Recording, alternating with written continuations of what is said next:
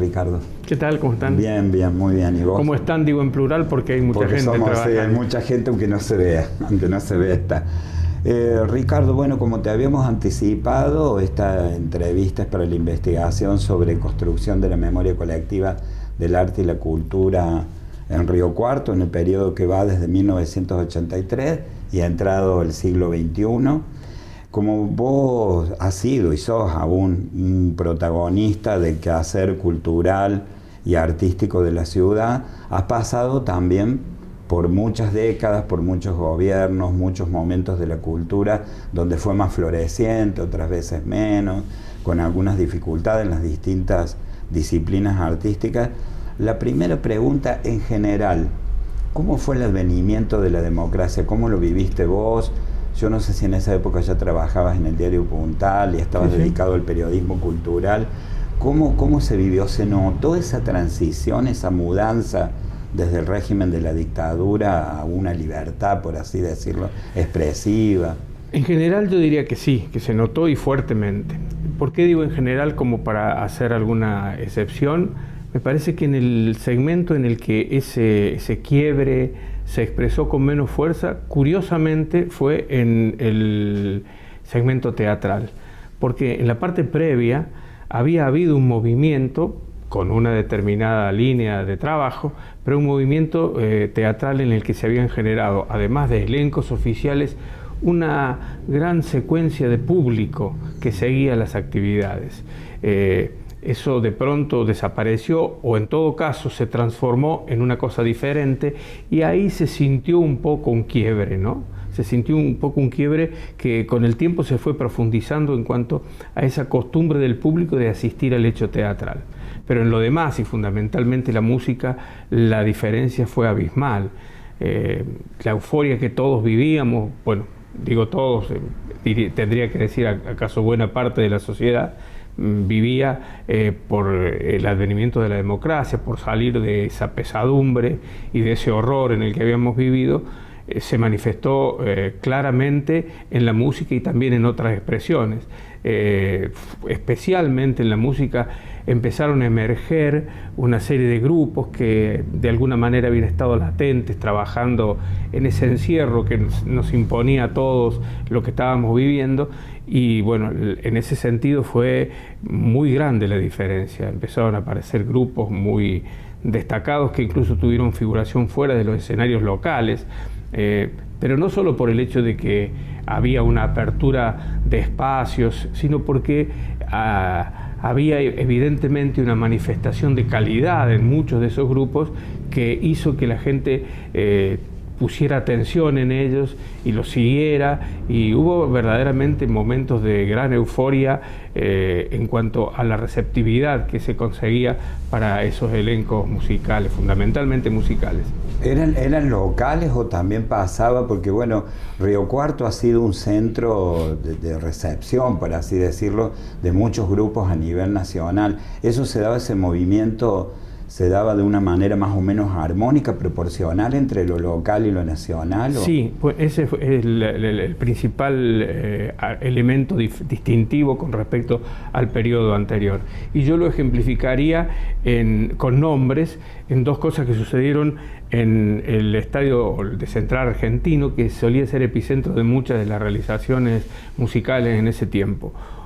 Hubo la eclosión con la llegada del grupo de Juan Carlos Baglietto, que produjo una asistencia de público récord que posiblemente en lugares cerrados nunca se volvió a producir.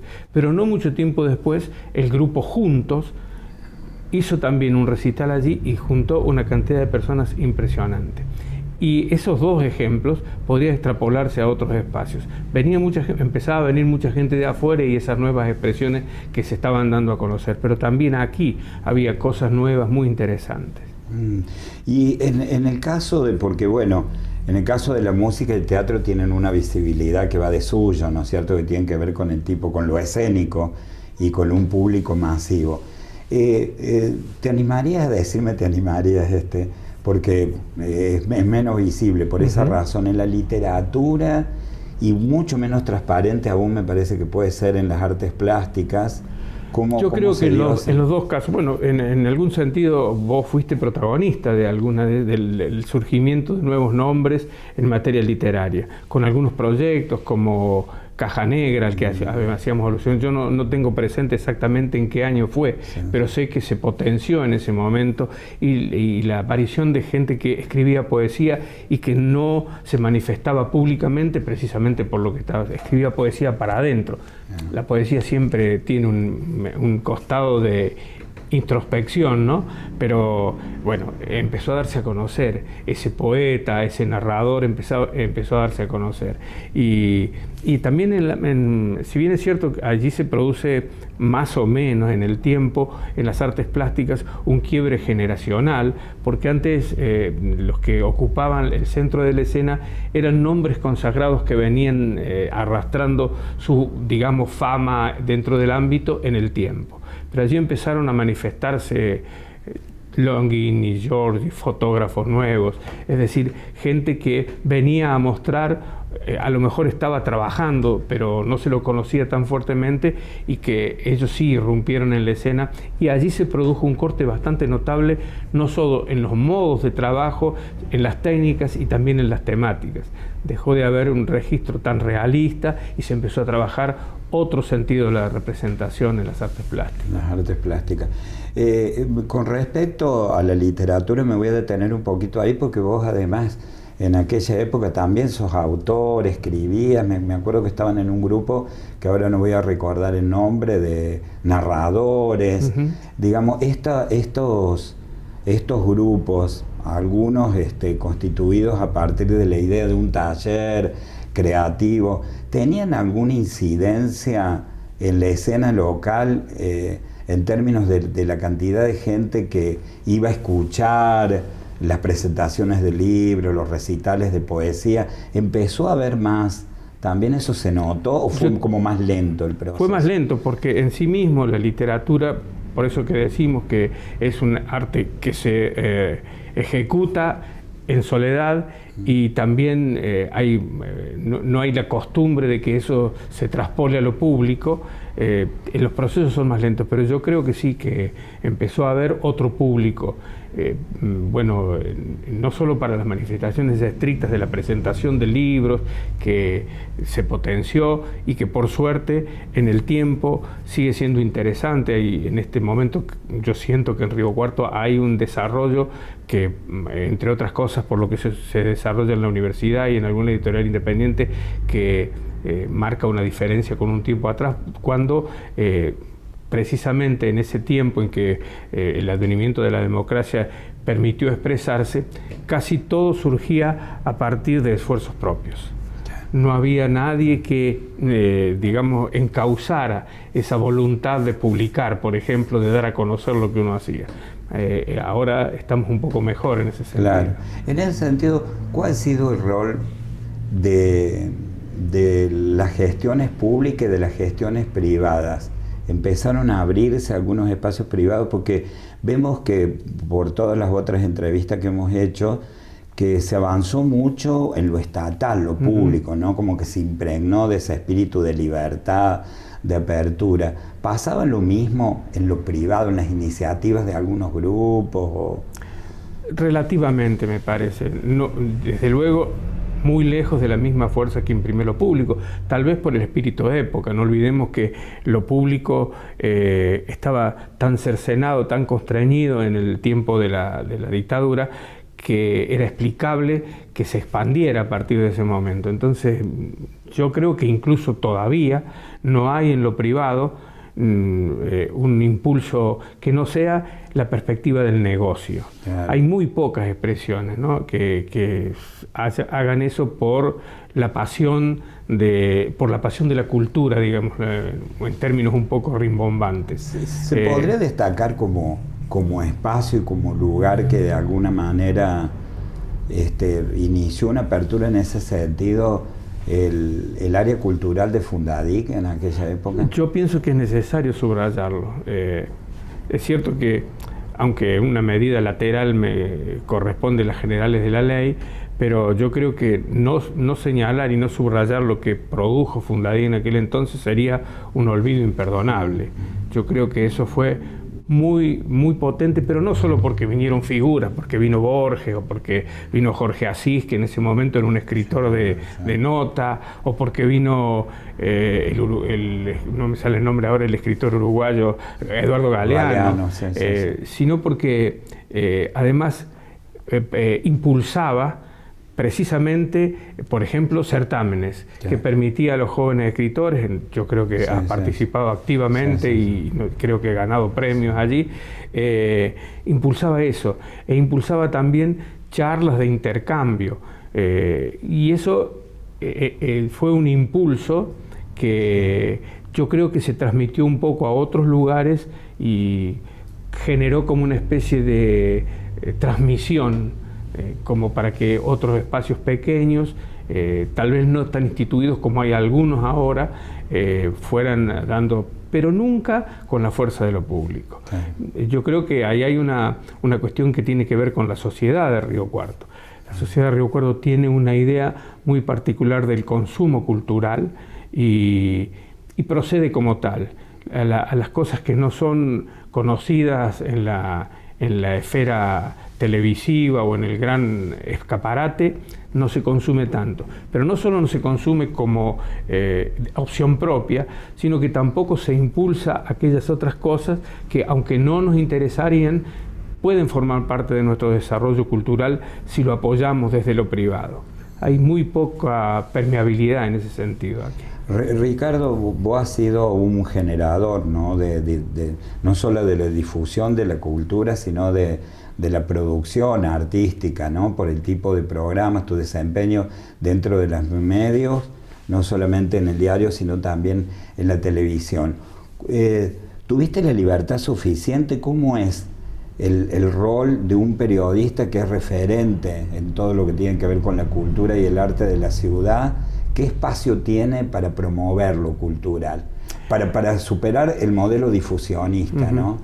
Bueno, en su momento, la verdad que tuve ningún problema para hacerlo. Un poco, afortunadamente, de acuerdo a mi voluntad, lo que no quiere decir que haya estado bien hecho. Pero no, en general no he tenido nunca algo que empezó a asomar en este tiempo, que es que los medios están muy sesgados hacia la contraprestación económica.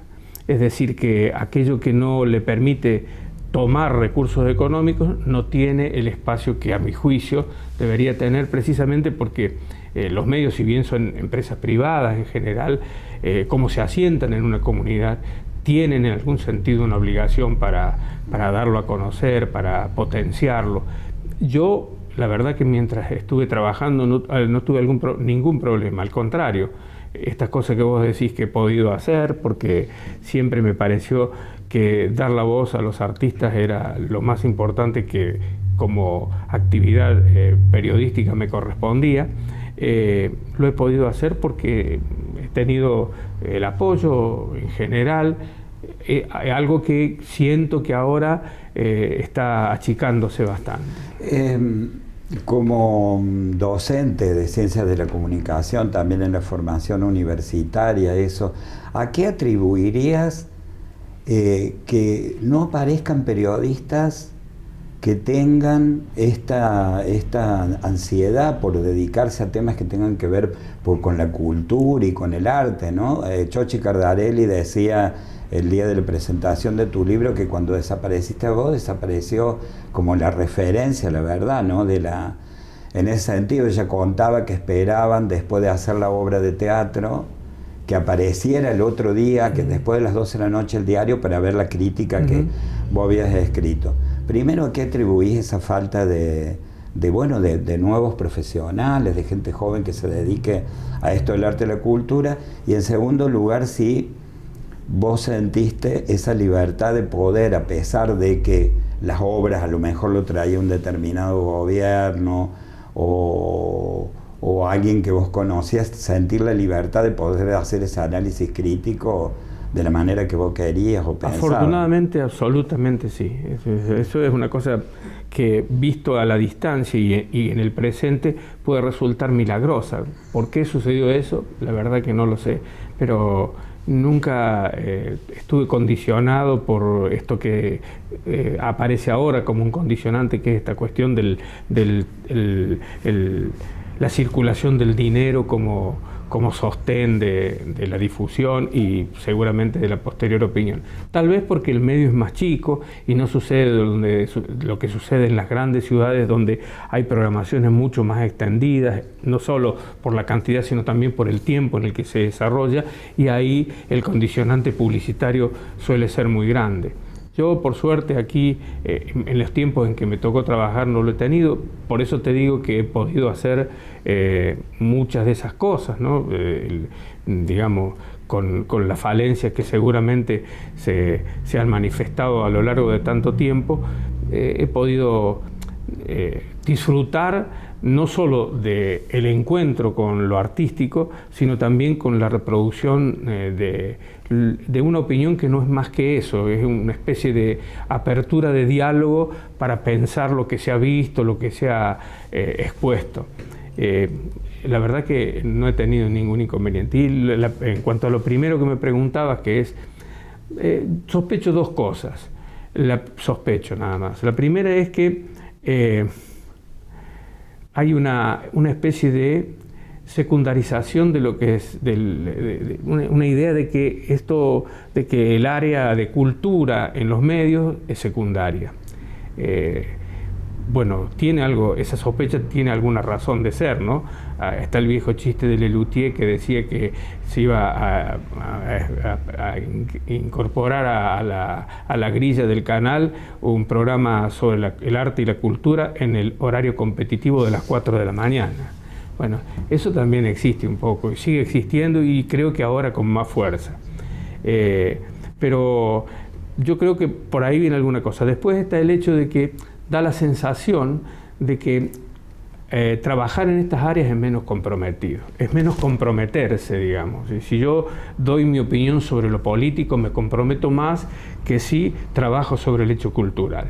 Y hay eso se potencia, creo, con la existencia de estos maravillosos medios tecnológicos que tenemos, que son maravillosos, pero que tientan a reproducir las opiniones sobre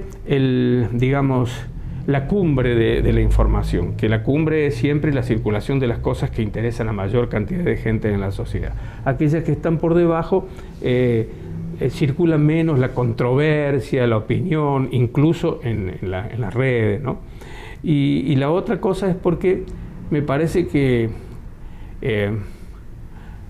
cuando uno empieza, no percibe que dedicarse a esto es maravilloso, porque de todas las cosas que forman parte de la actividad periodística, no creo que haya ninguna, acaso el periodista deportivo, si es muy fanático del deporte, que le permita a quien lo desarrolle un gozo tan profundo como el que le permite al periodista de espectáculos, y que, bueno, sería de aconsejar que tengan en cuenta eso, porque hacer las cosas que a uno le gusta y disfrutar de la creación de otros es una cosa maravillosa y no poco importante. Muy bien. Los años 90 siempre han sido analizados por el periodismo, además desde la teoría social y todo, como años de un vaciamiento ideológico y por lo tanto un mal espejo de las actividades artísticas y culturales de la época, no sino en alguna resistencia de algunos grupos que sí aparecieron. ¿Cómo sentiste, cómo lo ves vos? ¿Qué pasó en Río Cuarto en ese sentido? ¿Incidieron tanto los años 90? ¿Fueron realmente años de tanto vaciamiento que reflejaban el momento político que se estaba viviendo, de un neoliberalismo que avanzaba sobre lo cultural también? ¿Vos lo viste así o acá la resistencia fue más grande que Yo no podría precisarlo en términos temporales, estrictos, pero a mí me parece que puede haber alguna reducción en cuanto a la expresividad de las visiones individuales sobre el mundo, que es lo que hacen los artistas, pero me parece que no se sintió tan fuertemente en un lugar como Río Cuarto.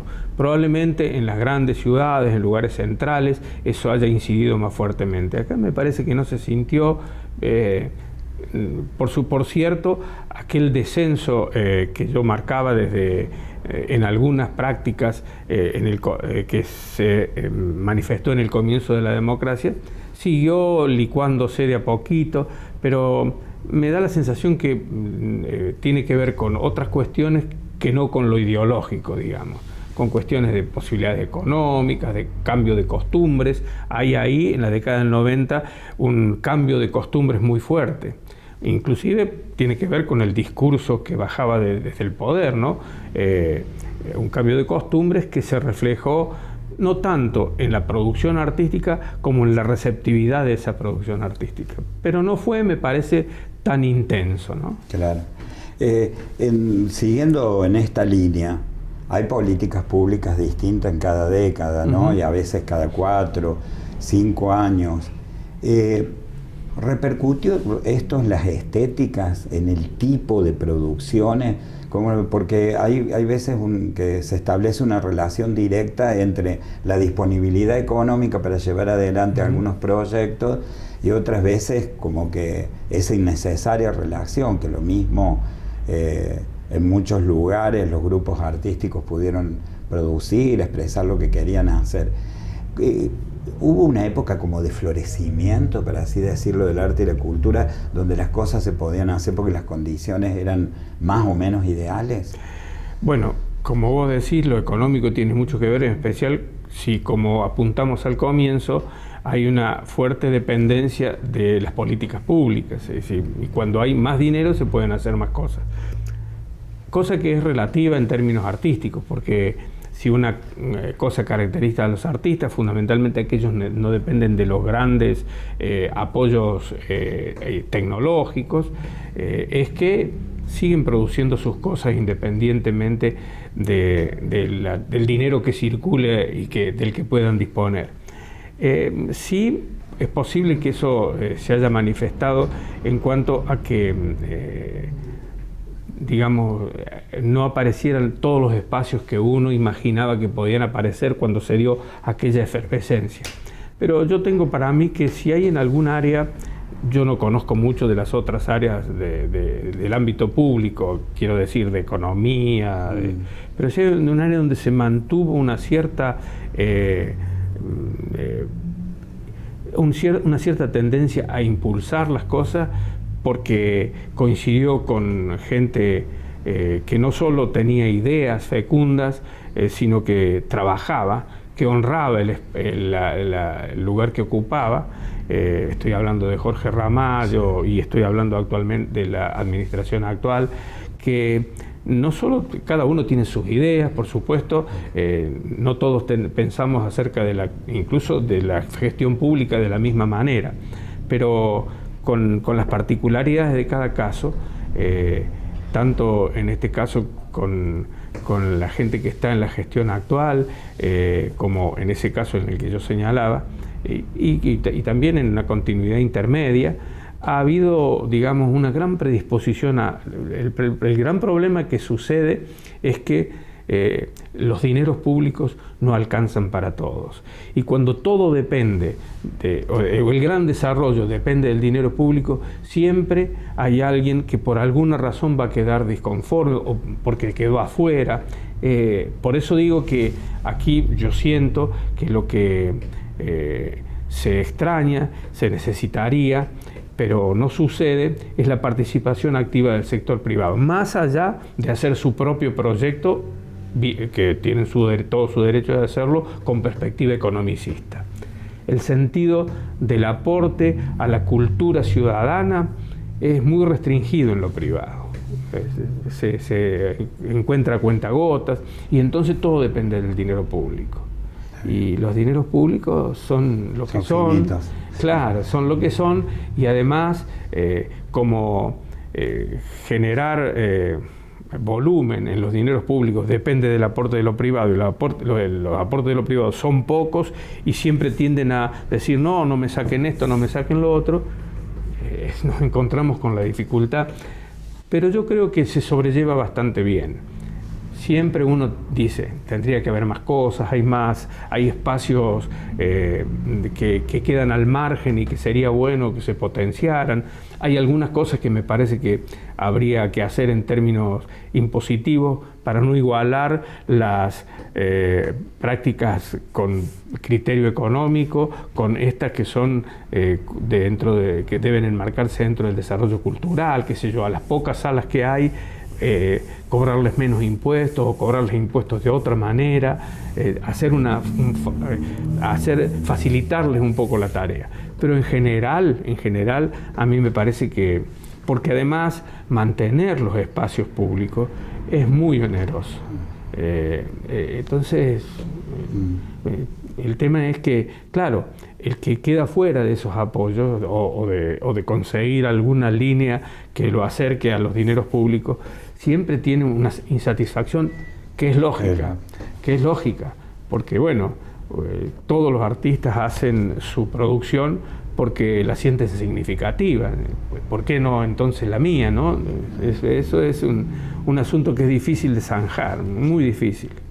Ya estamos casi terminando. La actividad cinematográfica, que bueno, tiene un desarrollo en estos últimos años, ¿no? Pero cuando uno pensaba en el cine, pensaba en las películas que llegaban, no tanto en la actividad local. ¿Cómo fue también ese cambio, no? Porque había más salas, era otro espectador, otro cine. Claro, ¿no? Era otro cine, otras costumbres, la disponibilidad de los medios tecnológicos hace que, y también la tendencia a la circulación social, hace que la gente se encierre más en sus espacios y tenga en disponibilidad algún material que para disfrutar de él en otros tiempos tenía que también tener una disponibilidad de circulación y de dinero que ahora es menor, ¿no? Pero además se ha impuesto la lógica bueno, las salas son privadas digamos, en las salas privadas se ha impuesto la lógica del gran negocio, por lo tanto, los lugares periféricos en términos de la circulación cultural, como podría ser Río Cuarto, llega prácticamente nada. Afortunadamente, Gastón en el Leonardo Fabio, en la gestión cultural de la provincia, y el Pío Blas, haciendo un trabajo que viene realizando desde hace mucho tiempo, dan algunas opciones. No es tan fácil porque, bueno, otra vez, se requiere del dinero público y lo privado hace su negocio y como tiene poca permeabilidad para otras cosas, siempre estoy en contacto con quien fue el responsable del ciclo de los grandes realizadores, que es el que todos disfrutamos como una especie de bastión, sin saberlo acaso, de bastión de resistencia en momentos bravos. Y él siempre me dice que tiene en su mente la posibilidad de encontrar en Río Cuarto un lugar con una sala un poco más grande donde volcar un material al que él tiene acceso y nosotros no. Pero eso es muy difícil porque además uno lo ve, el gran esfuerzo, por ejemplo, de Gastón por traer material nuevo y todo esto que forma parte de la programación, no siempre tiene la respuesta del público que él desearía, que todos desearíamos y que merece. Y hay un público que se refugia en el cine del pasado porque le gusta y le gusta reverlo, y el público joven todavía es resistente, no ha podido penetrar en el clima universitario y es muy poco el caudal de gente que se acerca para receptar esas cosas diferentes a las grandes producciones que se ven en las salas comerciales, ¿no? Sí. Y la última pregunta, de esto hemos hablado bastante, vos y yo, y vos en muchas notas te has referido a esta cuestión. ¿Es difícil el público de Río Cuarto? Si uno tuviera que darle una identidad, decir, y el público de Río Cuarto, porque siempre se habla del público de Río Cuarto, de la dificultad de traer alguna programación acá, porque el público es o muy exigente o muy particular, que no quiere decir que sea exigente, sino, si vos tuvieras que caracterizarlo, ¿qué dirías? Yo no diría que es muy exigente, es porque, a ver, ¿cuál es la exigencia? ¿El nivel artístico? En ese sentido no. no es muy exigente, porque en realidad aquello que apoya mayoritariamente son las cosas probadas y más o menos comerciales. O sea que la palabra me parece que no es que es exigente. Tiene una cierta indiferencia a acercarse a las cosas que culturalmente fuercen la máquina, es decir, que vayan buscando una cosa diferente, porque es un rasgo de la sociedad. No es que se exprese particularmente en el mundo del espectáculo o de la creación artística. El rasgo de la sociedad, digamos, yo suelo pensar que en Río Cuarto, como al contrario de lo que sucede en las grandes ciudades donde uno lo ve con asombro, hasta con envidia, como Buenos Aires, donde hay una gran masa, bueno, es Buenos Aires, tiene 12 millones de personas o 15, pero hay una gran masa circulante ávida de las actividades. Y acá no hay una gran masa circulante, acá hay un grupo que afortunadamente se mantiene, pero la gente en Río Cuarto, como costumbre social, prefiere salir a comer a un restaurante que ir a un espectáculo. No como en Buenos Aires o en Córdoba, que hacen las dos cosas. Hay una costumbre de las dos cosas.